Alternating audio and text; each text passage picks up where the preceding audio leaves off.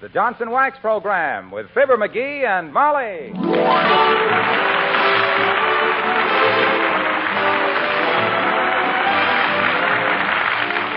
The makers of Johnson's Wax products for home and industry present Fibber McGee and Molly with Bill Thompson, Gail Gordon, Arthur Q. Bryan, Bea Benaderet, and me, Harlow Wilcox. The script is by Don Quinn and Phil Leslie. The music by the King's Men and Billy Mills Orchestra.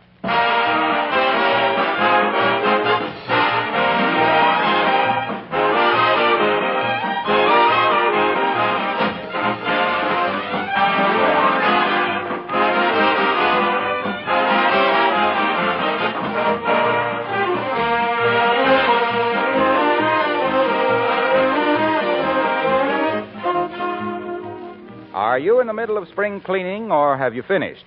Well, either way, I have a special message for you tonight about protective housekeeping. That's an extremely important subject because it offers you a chance to have a cleaner, lovelier home all year round and to save work and money as well. Here's what I mean by protective housekeeping. Instead of keeping your floors, furniture, and woodwork clean by constant scrubbing, you protect them with a tough coat of Johnson's Wax. This shining coat of wax not only adds a rich polish to wood, it also wards off scratches and dirt, makes cleaning and dusting easier throughout the year, and simplifies spring cleaning. Dust and dirt cannot cling to a hard, smooth Johnson waxed surface. Fingerprints are quickly wiped away, and the luster is restored. And when you consider that Johnson's Wax has 100 extra labor-saving uses, surely you'll agree that protective housekeeping with Johnson's Wax is well worth a try.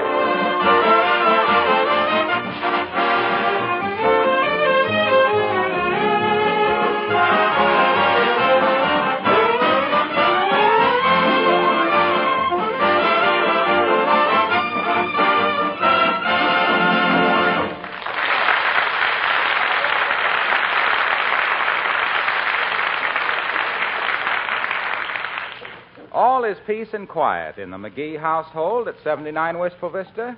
No problems, no trouble, no discussions. In fact, nobody's home. So let's go out on the sidewalk and watch for Fibber McGee and Molly.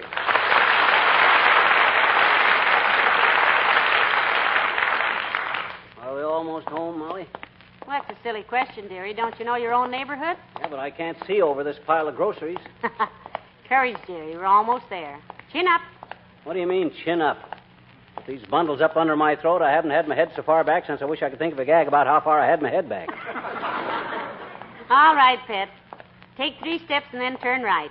We're home. Oh, for goodness sakes, look who's sitting on our front steps. Who, that guy from the finance company again? I told that so-and-so I'd pay him No. It's Mayor Latrivia. Oh. Hello there, Your Honor. Hello, Molly. Good day, McGee. Let me help you set those packages down. Here we are. Yeah. Oh, that's nice. Thanks, Latrivia. I haven't had such a low since a... Wow. Pardon me? I started to say I haven't had such a load since Liz Hawkins spiked the lemonade at the parent-teachers party in 1929. Almost threw me. Yes, I see. Been waiting long, Mr. Mayor? We'd have been home sooner, but himself got his foot caught in the car tracks at 14th and Oak. It was a toss-up whether he'd come home in his socks or get run over. How did you get loose, McGee? Fortunately, I got sideswiped by a laundry truck. All the groceries flew into the air, and there I was. Holding the bag. Did you want to see us about something, Mr. Mayor? Yes, I did. A political situation has arisen in which I would like to ask McGee's help. Well, boy, you sure come to the right place. You certainly did. This is where he lives. Just name it, Latriv. I've often said that I'm one of the shrewdest political minds in this state. I unseated Governor Broerby in 1937, you know, single-handed. How did you do that, McGee? He was riding in the park, and I waved a newspaper at his horse. Ah, the power of the press. I'm afraid this problem is not quite so simple, McGee. Do you know Councilman Zindelprang? You mean F. Parker Zindelprang? What's he done now? Handed his brother-in-law another paving contract? That highbinder has built sidewalks so far out in the country now you could roller skate from here to Kansas City. Personally, I always thought Councilman Zindelprang was a good man, Mr. Mayor. I heard him speak one 4th of July, and he spoke very highly of the American flag. Well, at least Councilman Zindelprang has shown a great talent for finance. On a salary of $4,500 a year, he scrimped together enough to buy a country estate, a yacht, 5 cars, and a string of racehorses. Honestly? I rather doubt it. However, the situation which has come up is this. Mr. Zindelprang is leaving town. Good. We needed a purse snatcher like him around here, like Lake Erie needs rain. But what's your problem, Mr. Trib? Simply this. His leaving town creates a vacancy on the city council. His membership on it was very little more than a vacancy. Exactly. Now, the man we want to fill this interim appointment must be a man of integrity and character and have a majority support of the other council members. My personal choice is Clay Morgan. Clay Morgan, that cheap ward heeler, that stogie-peddling, back-slapping, ballot-stuffing chiseler. Why, that guy has taken so much hush money he has to whisper his bank deposits. You have Morgan all wrong, McGee. He's a well-educated, a thoroughgoing gentleman and has a splendid reputation. Not with me, he hasn't. Now, McGee, just because he blackballed you at a lodge meeting way back in 1927... Ah, so that's it. That's it. Well, if you don't want to lend your support, McGee, it's all right. But the only other man mentioned for the vacancy was such a non-entity that I felt sure you'd get behind Morgan for me. But, Trivia, I'm too big a man to let a personal matter come before the good of our city. What do you want me to do, kid? A little campaigning, Mr. Mayor? If so, himself here's just the man for the job. He licked so many envelopes in the last election, everything he ate for months tasted like mucilage. Now, this must be a quiet campaign, McGee. All we have to do is get people to ask their own councilman to support Clay Morgan. Can I depend on you? 100%, old man. Clay Morgan is as good as appointed as of now, and I know whereof I speak. I've been dabbling in politics since I was a mere boy. People never realized my power because I had such a childish face. Baby Kisser McGee, I was known as in them days. Oh, dear. Baby Kisser McGee, the battling bantam of the ballot box, boisterous, brainy, and brilliant, balling the junior out of button-brained bosses, beating the bloomers off bickering bilbos, bulldozing big-mouth bureaucrats, bleating the biggest bromides a big shot could utter. Watch the groceries or tip you got your foot in the butter.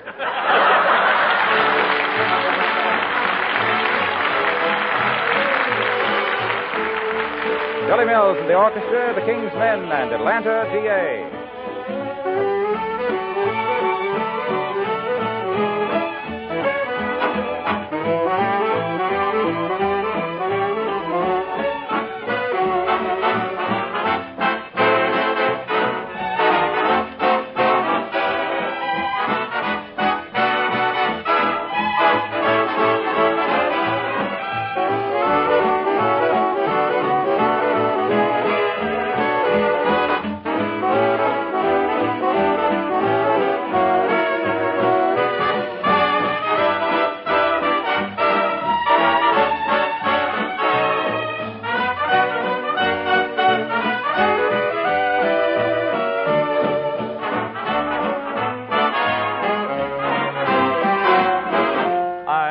The morning glory's growing and the breeze is softly blowing in Atlanta, GA. I love to wake up in the morning, see the sun come up at dawn and in Atlanta, GA. I love to walk among the flowers, I love the honey from the bees. I want to while away the hours, dreaming dreams beneath the trees. I love to see the ivy clinging, want to hear the robin singing little songs I adore. I want to attend the Sunday meeting, want to hear the friendly greeting when I get home once more. I'm going to hold that certain Margie, I miss her more and more each day. I'm getting ready for the wedding, going to get a train that's heading for Atlanta. G-A, G-A, G-A, G-A, G-A.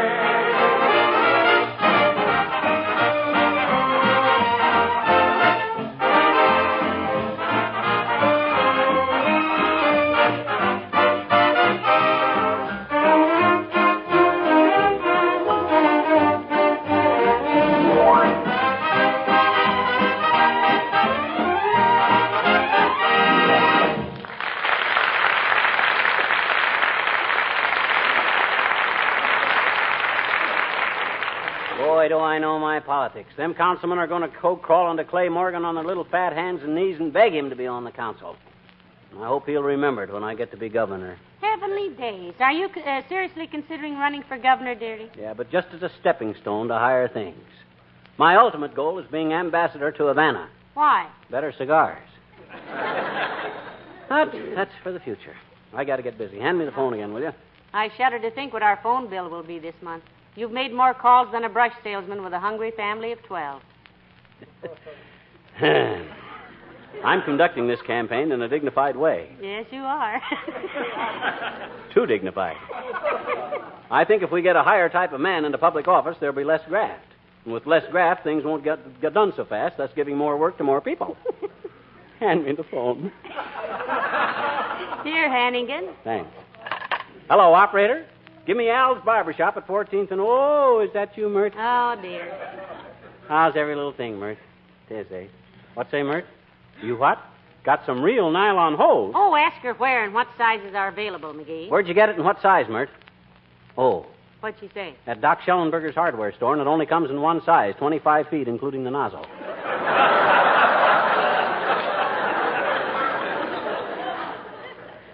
What say, Mert?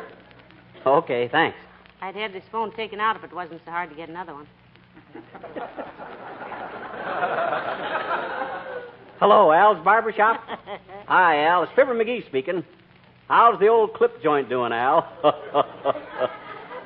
Swell. Look, kid, here's an inside tip. The city council is considering a new tax on barbershops, you see. And if we can get Clay Morgan on the city council, he'll kill it. Yeah. Contact your own councilman and have him plug for Morgan. Okay, Al. Don't mention it, boy. I'll see you in July for my next haircut. What's all this bread pudding about a tax on barbershops? I hadn't heard about that. Neither did anybody else. But there's nothing like a barber as a political agent. Nobody's going to argue with a guy who's hanging over his throat with a razor. You see, my theory is that Come in. Oh, it's Mrs. Carstairs. Hello, Millicent. Good day, my dear. How do you do, Mr. McGee? Oh, good heavens, you look busy with all those pencils and that pile of papers. in the middle of a political campaign, Carsty, one of the city councilmen is leaving town. Yes, I know. Mr. Zindelprang. Right. I understand he's been dipping into the pork barrel so long he couldn't shake hands without grunting. You said it, kiddo. He's as crooked as Harry Lauder's cane. He's the man we want for the new councilman is Clay Morgan. Himself here is campaigning for Mr. Morgan, Millicent. And believe me, any man that my husband gets behind is way ahead. You betcha. Now, look, Carsty, your husband's being a big man in public utilities. His word ought to swing a little weight, you see. Tell him that if he'll throw his influence behind Clay Morgan, I won't open my trap about that income tax deal of his in 1942. Favor for a favor. That's the way I work. Mr. McGee, that sounds suspiciously like blackmail. Never mind now, never mind. You just tell your husband what I says, Carsty, that's all. I will, Mr. McGee, although I'm sure I don't know what you're talking about. Which makes it practically unanimous. Just tell him, that's all. Income tax 1943. You said 1942. He'll know. I ain't the kind of a rundown heel that would try to collect a percentage from the Treasury Department for turning a guy in, too, either. All I want from him is his support for Clay Morgan. Well, I shall tell him exactly what you said, Mr. McGee. And if I may say so, I think you are definitely cut out for a political career. Do you really think so, Millicent? I do indeed. He has the head of a statesman. You really think so, Carsty? I really do, Mr. McGee. You have the type of head that should be stamped on, A coin? No, my dear, just stamped on. Good day.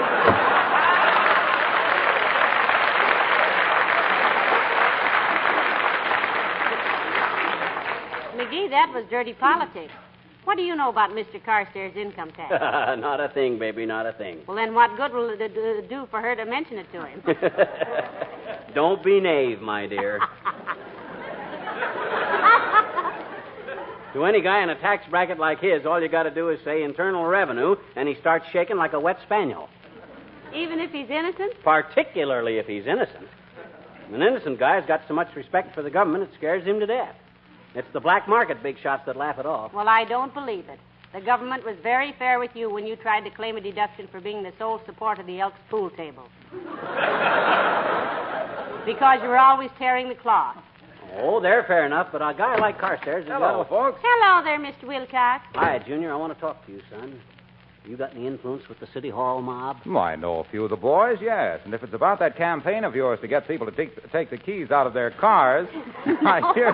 Don't you start doing it. No, Mr. Wilcox. It has nothing to do with that. Well, Well, anyway, the campaign is going wonderfully. Juvenile car stealing is down 50%. The police department is issuing summonses to people who leave their cars with the key in the ignition. Yes, we know. McGee got one. He did? When, pal? Last Wednesday. I was in a hurry and forgot. Left my car outside the Careful Drivers Club with the key in it. What were you in such a hurry for? Well, he was late and he had to make a speech about not leaving car keys in the ignition. Sure taught me a lesson, Junior. Now I tie a string onto the ignition key and the other end on my cufflinks. So far, he's torn the sleeves out of 5 shirts. And lost 7 pairs of cuff buttons. But I get the key out, though. Anyway, Junior, that ain't the campaign I want to discuss. You hear about Councilman Zindelprang leaving town? Yeah, great little character. What about him, pal? Well, the council has got to appoint a guy to replace him, you see. A couple of fellers are being considered, but the man we want in there is Clay Morgan. Oh, yes, Morgan's a good man. He's from Racine, Wisconsin, you know. No kidding, Junior. You know him from there, do you? Oh, quite well. In fact, when I first started selling Johnson's self-polishing glow coat... Selling what, Mr. Wilcox? Johnson's self-polishing glow coat. How you spell it?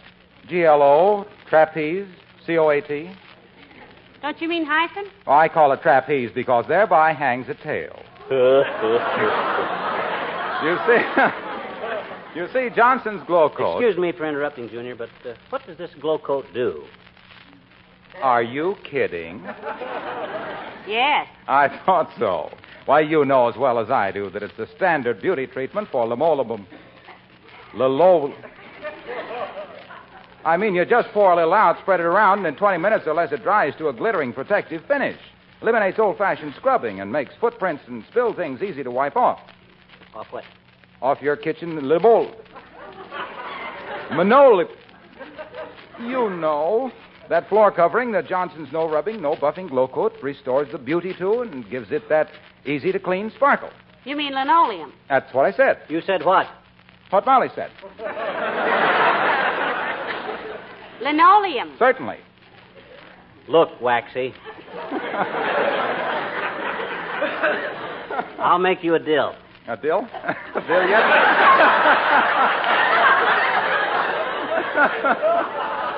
Okay, pal, a deal it is. You pass the word to your friends on the city council to back Clay Morgan, and I won't snitch to Racine about you not being able to pronounce that word. You mean linoleum? Yeah. It's a deal, pal. See you later.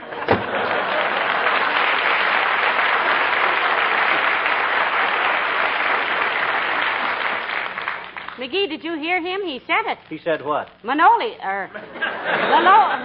anyway, he said it was a deal. You think Mr. Morgan will get the appointment, dearie? With me behind him, Snooky, he can't miss. It's a lucky thing for him that Latrivia begged me to organize this campaign. Lucky for our city, too. My gosh, we might have missed... I'll get it. Better let me. Might be Harry Truman wanting me to handle his next campaign. Clay Morgan for Councilman Headquarters, Campaign Manager McGee speaking. Huh? Who? Oh, hi, Latrivia. Huh? Oh, sure. Oh, sure, if you want me to. No, I won't have to write it out. I'll speak extemporaneous. Yeah. Okay, boy, just relax. I'll be there. Be where? City Hall. Latrivia wants me to give a short speech to the council in favor of Clay Morgan. May I go with you? You know, I'd like to get one good look at the characters who decided that 45 minutes was time enough to park and try to buy new bed linen. If men only knew. Come in. Hello, folks. Ah, hello there, Mr. Whipple. Hi, Wimp. What's the matter with you, Wimp? You look kind of cast down. I was, Mr. McGee. Down the front steps.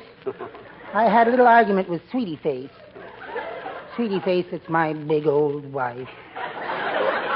Must have been pretty humiliating to be thrown down your own front steps, Mr. Wimple. Yes, I'm pretty blue about it. You are, huh? Yes, and black, too. By the way, Mr. Wimple, do you know Clay Morgan? Oh, indeed I do, Mrs. McGee. He's a fine man. If I ever have a son, I hope he grows up to be just like Clay Morgan. You know, wealthy. Well, I'm glad you like him, Wimp. I'm handling his campaign to get him onto the city council, you see. So, as soon as you can, you get in touch with anybody you know in the city hall and give him a plug, okay? Oh, I'll be very happy to, Mr. McGee. In fact, I'll go down to the city hall personally. I don't dare go home for a while anyway. Why not, Mr. Wimple? Oh, Sweetie Face is really on the warpath today, Mrs. McGee. she's just livid. You see, we were going to take a hike through the woods, and Sweetie Face put on a new pair of tights to go walking in. And What do you mean, tights? Don't you mean slacks, Mr. Wimple? They may be slacks on some women, Mrs. McGee, but on Sweetie Face, they're tight.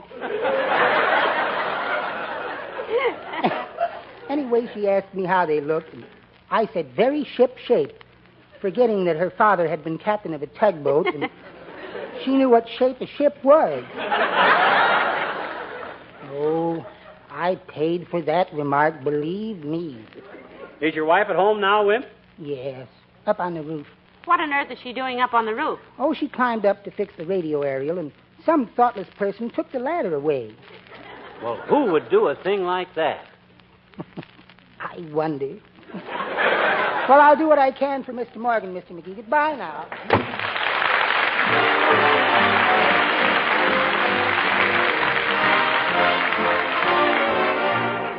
The King's Men sing Harriet. Yippee-ki-yo, yippee-ki-yo, yippee-ki-yay-I-oh, you want to meet the gal who runs the Rio Grande. Every buckaroo is out to win her hand. For her love they sigh. There's a reason why. All the cowhands want to marry Harriet. Harriet's handy with the lariat. She don't want to marry it. I want a lariat, Harriet, but Harriet doesn't want to marry it. She's having too much fun.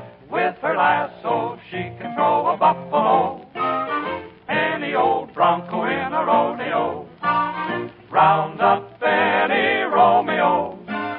She can lasso the buffalo or any old rodeo Romeo, but Harriet doesn't want to marry it 'cause she's having too much fun on her veranda. What a line they hand her, but she keeps those wolves away. Ow! Shouting yippee-ki-yo, yippee-ki-yo, yippee-ki-yay-I-oh, all you cowhands who want to marry Harriet. Remember Harriet's handy with the lariat. She don't want to marry it. She can dog and tie a steer and rope a coyote by the ear and keep a dozen fellers on the run. 'Cause Harriet doesn't want to marry it. She's having too much fun.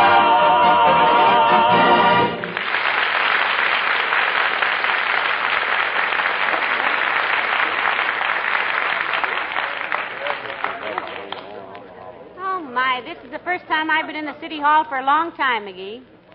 Who are all those people standing around the corridors? My dear girl, that is one of the great mysteries of every city hall in the country. There's one scientific theory that they are people who are left over from watching the excavating when the building was built. Another theory is that, oh, hi, Doc. Hello. Hey, Molly, here's Doc Gamble. Hello there, Dr. Gamble. Hello, Molly. Hello, String Saver. What brings you two honest taxpayers down into this marble palace of greed and corruption? That's a fine way for the city health commissioner to talk, Duckfoot. Are you inferring that the present administration is crooked? Personally, I don't believe it, not with Mayor Latrivia in office. You're perfectly right, my dear. I was just joking with my usual bad taste. Wistful Vista has about the cleanest government of any city in the country. The mayor is painfully honest. The commissioners are a splendid body of men, and I should know, being one of them. Oh. And the city council are, with one exception, beyond reproach. We know who you mean, too, Zindelprang. But he's moving out of town, Doctor. He certainly is.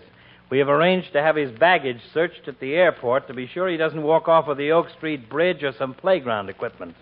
You know who McGee is campaigning for to take over the vacancy in the council, Doctor? Well, I naturally suppose... Well, you can stop supposing, Pill Roller. I'm handling the Clay Morgan campaign. You? Me. How did it happen that the mayor picked you to handle the situation, Titwillow? When it comes to politics, you're wetter than a handkerchief at a showing of Sentimental Journey. I think he's done very well with this campaign, Doctor. He's lined up everybody with influence in town, just about. Yes, sir. For your information, Capsule Happy, I'm practically the Jim Farley of Wistful Vista. When it comes to politics, nobody can hold a candle to me. Too bad. Seems like a wonderful idea. Well, I've got to get upstairs and wrangle with the sewer commissioner. Matter of public health, Doctor? No, a matter of 97 cents he owes me for gin rummy.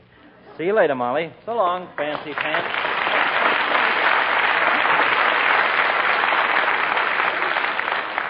about time you're doing the council chamber, McGee? Yeah. Where's that extemporaneous speech I wrote out? Oh, here it is. Now, let me see.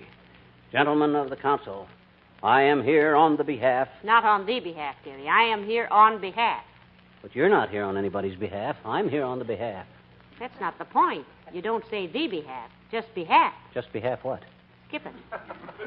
Go on with the speech. Gentlemen, at a time of political crisis, like this here one, like this one here, it behooves us all...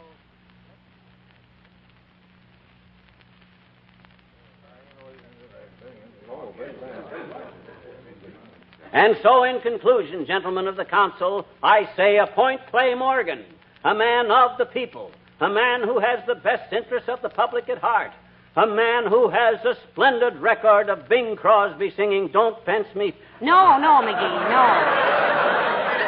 no. What was it, White Christmas? No. A splendid record of civic accomplishments. Gentlemen, Clay Morgan is that man. I thank you. Thank you, Mr. McGee. Now, if you and your wife will be so kind as to step out into the corridor, the council will take an immediate vote. You betcha, kid. Take your time. Come on, boy. Oh, that was a very convincing speech, McGee. You made Clay Morgan sound like a combination of Daniel Boone, Abraham Lincoln, Henry Kaiser, and Santa Claus. Betcha. When I throw my influence behind a man, I always... Well, McGee, it's all set. Morgan got the appointment, and I want to tell you... He did? We were... Well, my gosh. Well, say, that's pretty good when a guy can walk into politics and turn the city hall upside down like I did. Beat the opposition in one swell whoop. Hey, who was the opposition anyhow, Latriv? Why, I thought you knew, McGee. No. Who was the guy we beat? You.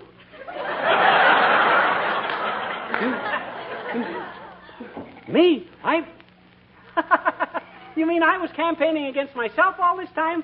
Hey, ain't that marvelous, Molly? What's marvelous about it? I put on such a powerhouse campaign for Morgan, I never would have had a chance to win myself. Oh, boy, what a manager. What a politician. Now, look, Latrivia, next time you run for mayor, here's what we'll do. Oh, this is wonderful.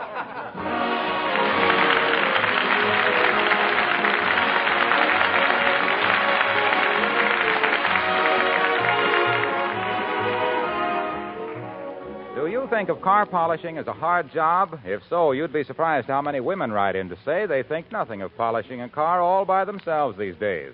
Of course, these ladies have discovered Johnson's Car New, the wonderful wax-fortified liquid car cleaner that's so easy to use. You men will appreciate Car New, too, because it eliminates hard rubbing. As a matter of fact, Johnson's Car New does two jobs at once. It cleans and polishes in one application. You simply apply it, rubbing only hard enough to loosen the grime. Then you let it dry to a white powder. When you wipe off this powder, road dirt and dullness go right along with it. And you get the surprise of your life. The finish really sparkles. And your whole car looks like new again. Why don't you try Car New? You not only have a shining car you'll be proud to drive, but you maintain your car's trade-in value. Car New is spelled C-A-R-N-U, Johnson's Car New.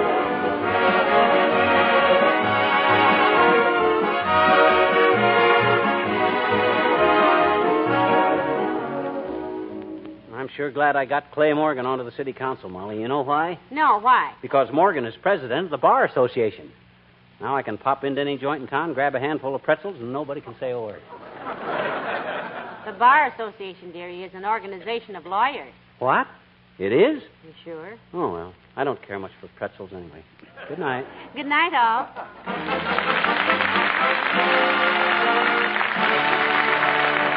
This is Harlow Wilcox speaking for the makers of Johnson's Wax Products for Home and Industry, inviting you to be with us again next Tuesday night. Good night. This is NBC, the National Broadcasting Company.